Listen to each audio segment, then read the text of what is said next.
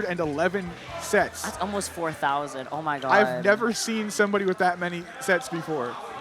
That's actually wild. It's insane, actually. Yeah, it's you've been training, like you've been actually 416 top 8 placements in the hyperbolic time chamber. Oh my god, how many sets is that per day since Ultimate released? We have too many. We have stats on that. Let me. God, I wish. Per day since Ultimate release, that's about a couple of years, like 5 years. Yeah, was it 37, 11? 3711. And very consistent. Staying with Jen. Very consistent. Of the 1,600 brackets that, or I'm sorry, 1,600 sets that Jen has played, he's won a grand majority of them. But I was going to mention, Fawn is likely going to be going for the duck hunt against someone like Jen, who is riveting on this Palutena, if not, still is one of the best in the world, arguably, right? So calculated, so talented, a natural prodigy. Both these players are natural prodigies at this game, truly. Fawn doesn't really... They're always good. They've just always been good. And Fawn doesn't even have a Switch herself. She just plays the game because, she can around here. So that's just a level of talent that both of them really have at their disposal. Yeah, that's 1.7 tournament sets per day since Ultimate released. That's the grind. That's crazy.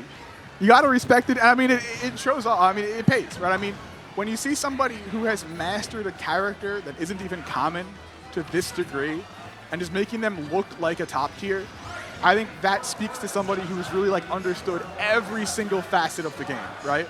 You're right. But that's great and all. Can you deal with this very tall woman who has a giant shield that destroys everything you throw at her? And she's so pretty. You can get so distracted by her. Can be seeing Jen on the Palu, of course. And right now, really even percentages. Fawn is going to be trying to go for that more keep away game style with the cans, but Jen able to kind of blow it back up right in her face and, able to find a lot of value by being a little bit of ahead in stocks here. But again, GOCK and RARI going to be utilizing that frame 1 can to make sure that Jen just kind of gets off of them in that moment. The up air going to be finding Jen on that platform for a little too long there, but now a reversal. Mewtwo, bestie. Here's the up air that you just gave me.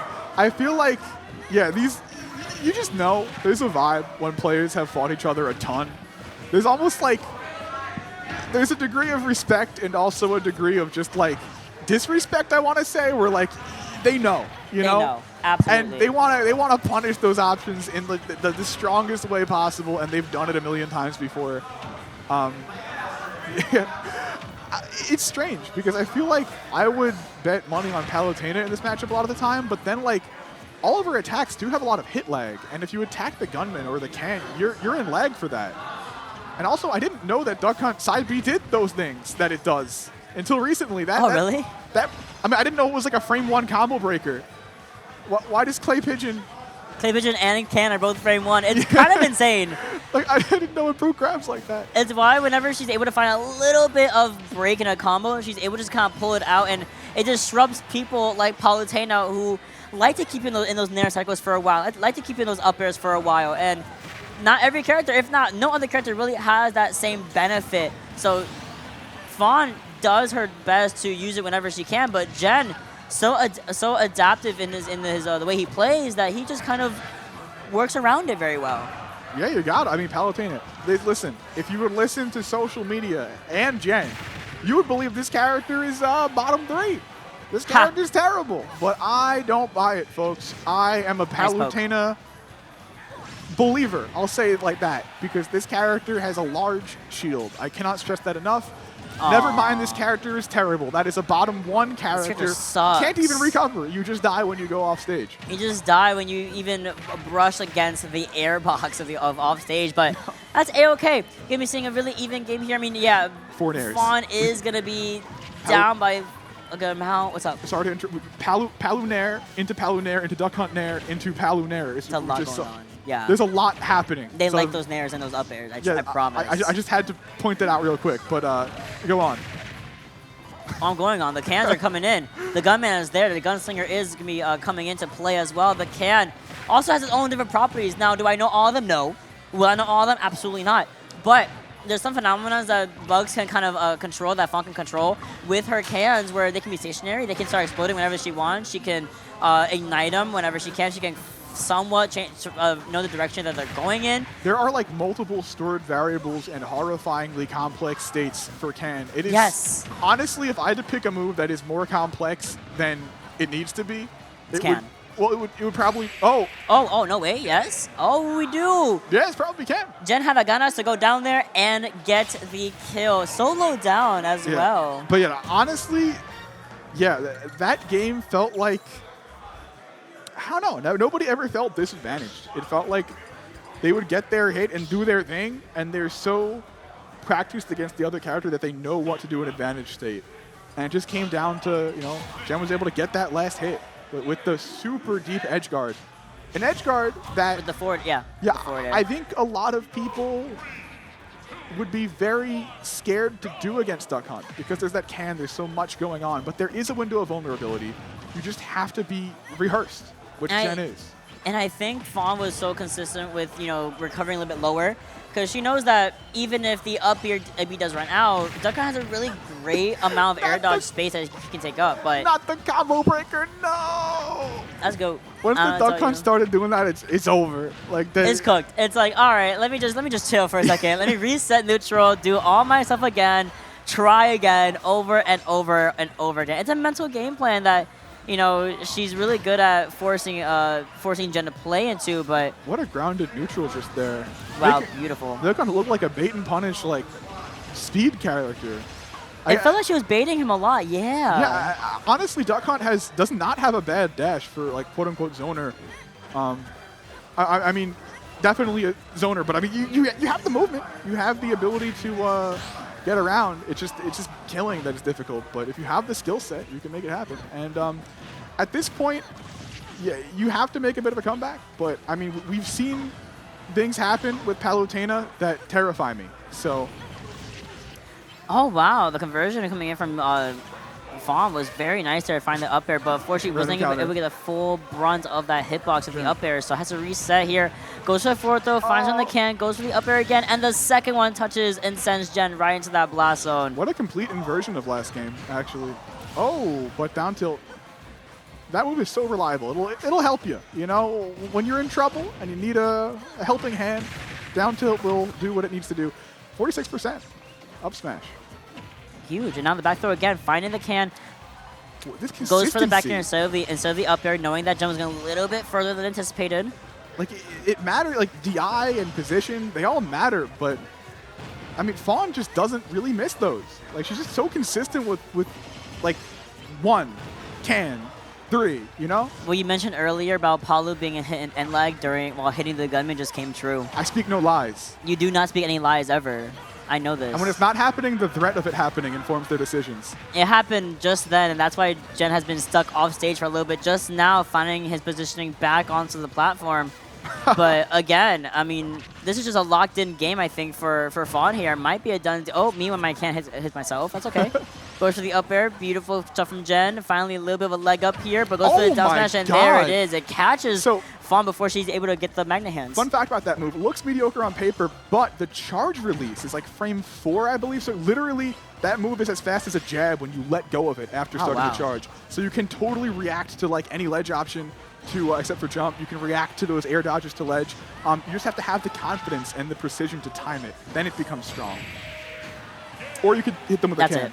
Yeah, the can, you know, a little poke as far as kind of circling over. And that's what I mean. Like, she knows how the cans really function enough so where that she can touch it like this, and it won't go super far like it had been going earlier. It'll go like a little distance, just enough to cover any sort of get up besides, I think, maybe roll in from the ledge that Jen was going to do there. Like, we just neutral got up, and unfortunately, iframes are iframes. There was like absolutely none after the initial from high percentage. Looked almost like die. Like it looked like it would travel farther, but then canceled the can knockback with a can B press, which actually was very misleading and led to Jen just walking right into that, really. Yep.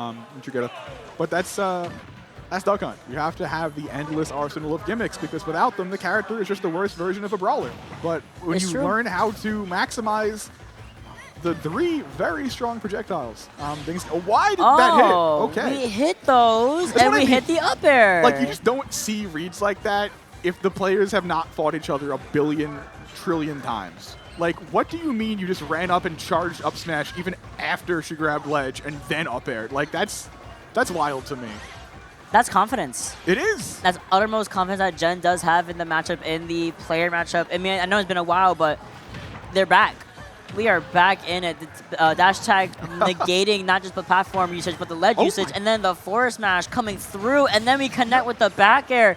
The once dominating performance that Fawn had in Game 2 is crumbling away on Battlefield. Oh, Small Battlefield, sorry. It's a turn-based set, I'll tell you that.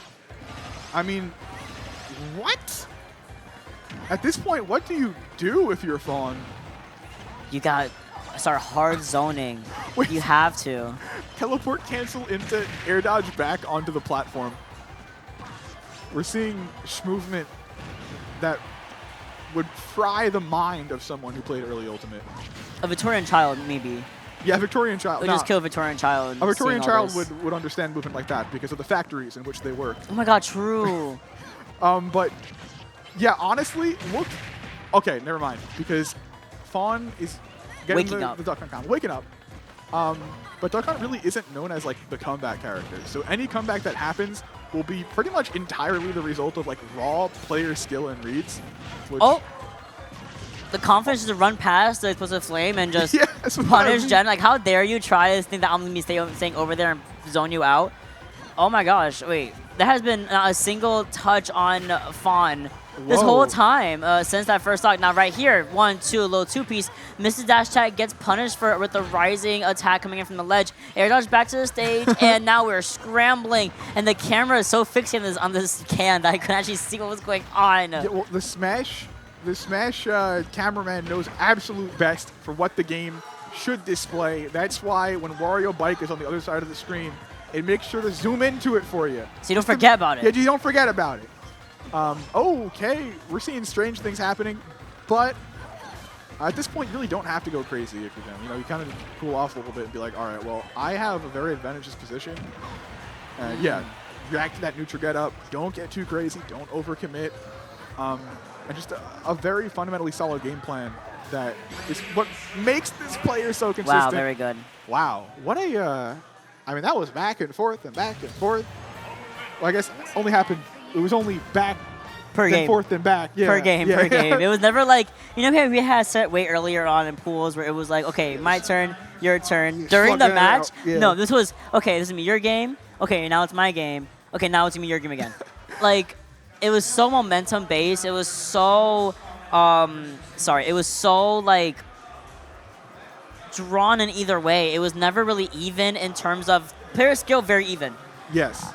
Momentum, no. I will say, not always, but a lot of the time when that pattern happens, it often happens, I think, in matchups where whoever gets the first stock has a big advantage, right? Yeah.